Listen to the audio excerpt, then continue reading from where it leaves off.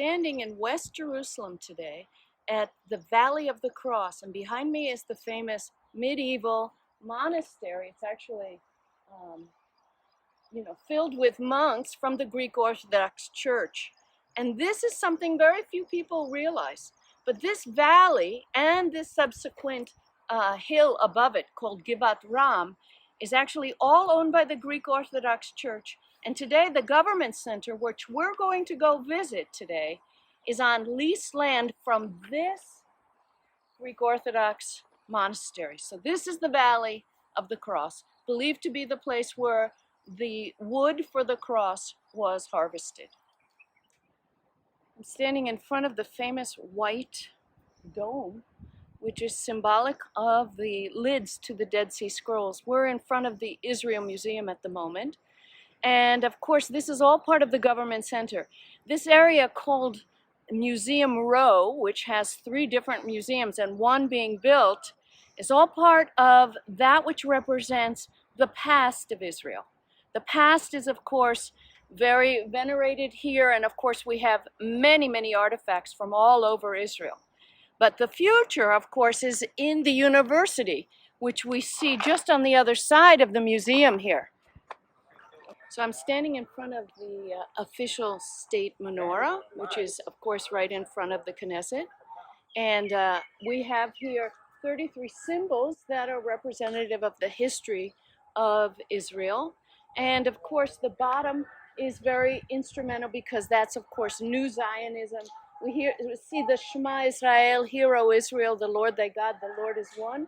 And then, of course, we see the pogroms and the ghetto experience. But above that, I just want to point out here this relief, which is, of course, Ezekiel 37, the Valley of the Dry Bones.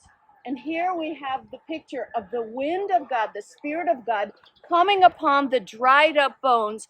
And the prophet is very explicit, telling us this is the whole household of Israel. The symbol of Israel, which is the menorah, because we were a nation created to be a light for other nations, it's written here from Zechariah. Lo b'chayil ve'lo b'koach ki im beruchi amar Adonai Tzevaot. Not by might and not by power, says the Lord God of the hosts of heaven. And that's, of course, from Zechariah 4, the vision of Zechariah.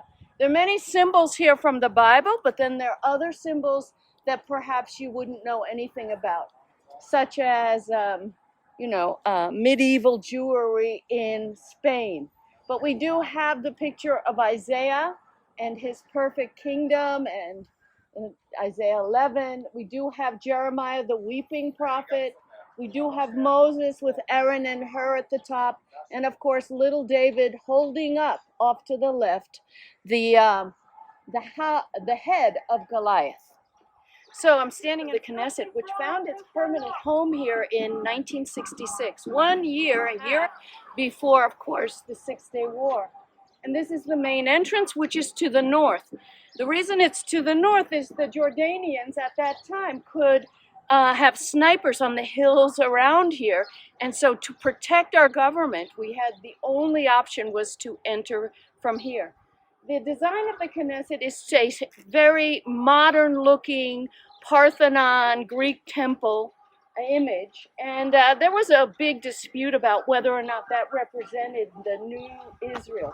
But this is the picture of modern-day Israel. Today we have 120 Knesset members. We have the largest government we've ever had with more than 35 members. And we have, of course, the only democracy in the Middle East. That's why you can hear in the distance the demonstration happening. The demonstration is pure evidence that everyone here is free to voice their opinion. So we're very happy we have a government, having had 3 elections this year, and hopefully you are praying for the government of Israel. And their decisions are being made right here behind us at the Knesset.